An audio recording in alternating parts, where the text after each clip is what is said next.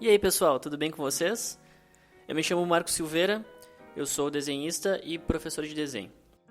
Recentemente eu comecei a fazer algumas lives, nas quais eu desenho e converso um pouco com o pessoal que está assistindo. E eu resolvi aproveitar essas lives e criar um formato novo de vídeo que eu não estou acostumado a fazer. Então eu peguei o resultado da live, que deu mais ou menos umas 3 horas, e acelerei para que ficasse mais curto, uma duração em torno de 10 minutos. E aí a minha ideia é fazer isso com todas as lives que eu gravar, para que elas fiquem mais fáceis de assistir e gravar comentários em cima. Então eu tô fazendo esse primeiro teste agora, e a minha ideia é gravar comentários sobre assuntos diversos, não necessariamente relacionados com desenho, mas podem ser relacionados também. Um assunto que eu acho muito interessante de abordar, inclusive em algum momento da live eu falei sobre isso com alguém que estava assistindo, é a questão de desenvolver seu próprio estilo. É um assunto que dá para conversar bastante, porque é uma preocupação grande que eu vejo em artistas iniciantes. Geralmente o pessoal pensa, eu não tenho meu próprio estilo. O meu desenho não tem um estilo marcante, né? Bom, antes de tudo eu queria falar sobre a minha visão acerca da questão do estilo. E eu sempre digo que quanto mais a gente estuda, mais a gente desenvolve atalhos para desenhar as coisas que a gente desenha. O nosso desenho ele já é uma solução de algum problema. Então eu quero representar certa imagem. O conjunto de linhas que eu vou usar para representar essa imagem é uma solução que eu escolhi. Principalmente porque tem muitas imagens que a gente desenha que não possuem linhas. Se a gente vai desenhar a partir de uma fotografia ou de um objeto real, a gente não tem o contorno com linhas pretas em volta, né? A gente tem manchas e contraste entre manchas. Então a gente tem que decidir conscientemente onde colocar as linhas e por quê. Com o passar do tempo a gente vai fazendo isso mais e mais, a gente vai criando atalhos. E esses atalhos são o que eu considero parte do nosso estilo, o que começa a criar o nosso estilo. Por exemplo, a forma como uma pessoa desenha o olho. O olho é uma coisa que pode ser bastante característico de artista para artista. Por exemplo, nesse desenho, eu fiz um olho que é um tipo de olho que eu costumo fazer bastante, que tem muita influência do anime e do mangá, uma coisa que eu consumo muito e acabou entrando no meu estilo. A influência é inegável. Mas é bem diferente do olho da referência, da imagem original da Sailor Moon. Eu tento fazer um olho um pouco mais voltado para uma construção tridimensional. Porque foi assim que eu aprendi. Como eu sou professor, eu estou sempre ensinando sobre fundamentos, sobre construção, sobre volume, formas básicas. E é assim que eu interpreto as coisas que eu desenho. Eu penso muito nessas questões. Então, o olho que eu faço seria uma mistura da influência do anime e do mangá com algo mais tridimensional um pouco. E muitos dos olhos que eu faço acabam ficando bem parecidos porque isso se torna um atalho. Isso se torna levemente automático.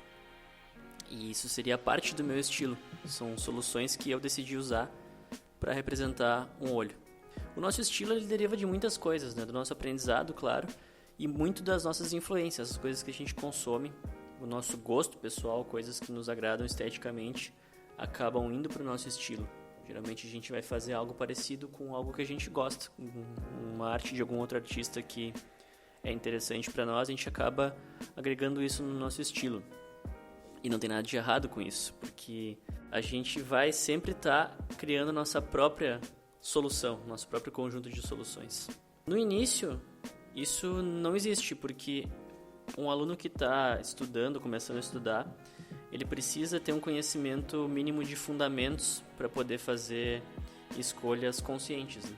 Eu assisti um vídeo de um artista que eu gosto muito, que é o Marc Brunet, e ele usou uma metáfora de uma aula de pessoas que estão fazendo pão. O professor vai passar uma receita de pão, todo mundo vai seguir a receita à risca. Então não dá para um aluno ir lá e pegar e falar, eu vou mudar isso aqui porque é o meu estilo de cozinha. Provavelmente não vai dar certo. Se ele está fazendo isso baseado em nada, se é uma decisão aleatória, são grandes as chances disso dar errado.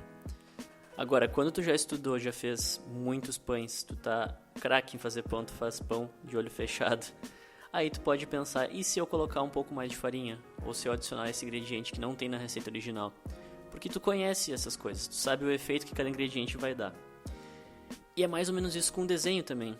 No momento que a gente conhece os ingredientes e a gente sabe como alterar eles conscientemente, a gente sabe o resultado que isso vai dar, a gente pode fazer isso e dizer que isso é o nosso estilo. Então é mais ou menos o que eu fiz nesse desenho que está aparecendo na tela.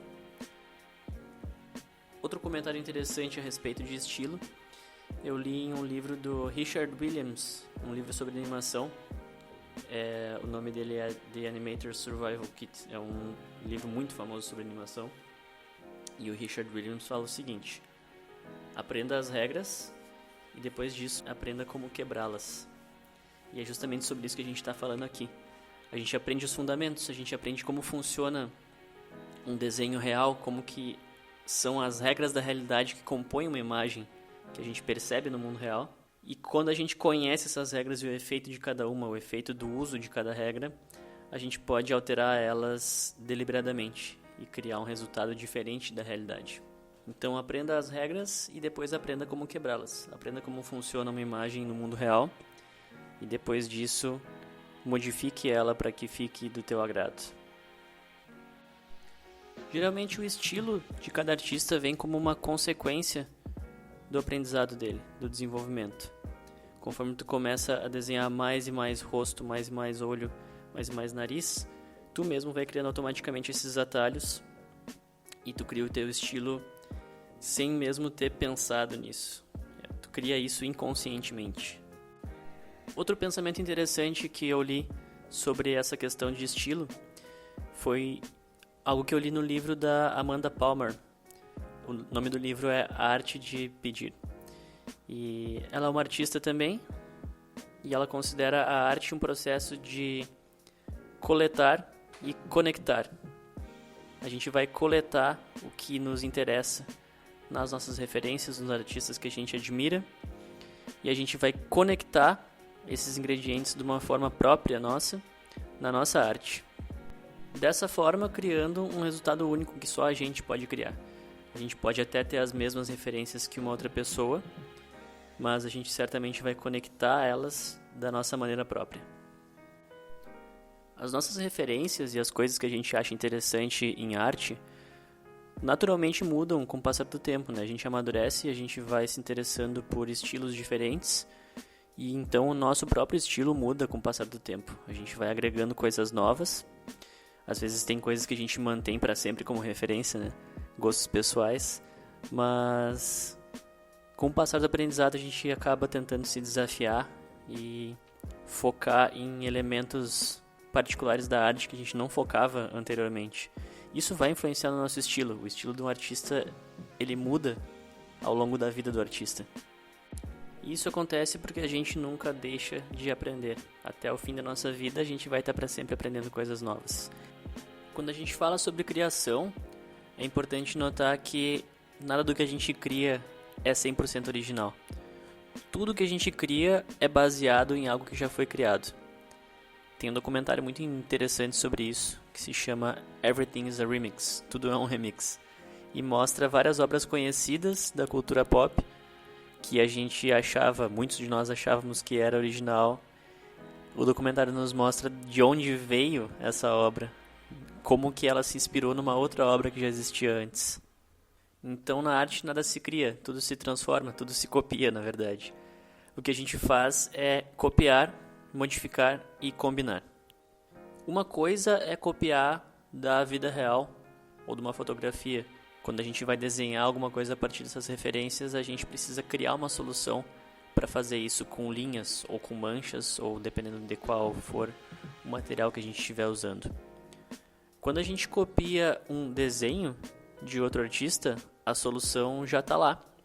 E copiar o desenho dele não é criar uma solução própria. A gente está simplesmente replicando a solução que já foi criada. Não que não seja válido copiar um desenho de outro artista, não é isso que eu quero dizer. Como método de estudo, claro. Se tem algum artista que a gente gosta e a gente quer entender o que a gente gosta, a gente quer entender como que ele desenha cabelos, por exemplo. A gente desenhar isso a partir da referência do artista como fim de estudo é uma ótima forma de entender as nossas referências e absorver melhor elas. Mesmo entendendo e copiando a imagem que outro artista criou, provavelmente muitos de nós vão encontrar coisas que aquele artista faz que a gente faria diferente. Isso é natural porque cada pessoa tem um gosto diferente. quando a gente coloca essa nossa pitada de originalidade, é quando a gente está ativamente criando o nosso estilo. Espero que tenham gostado do vídeo.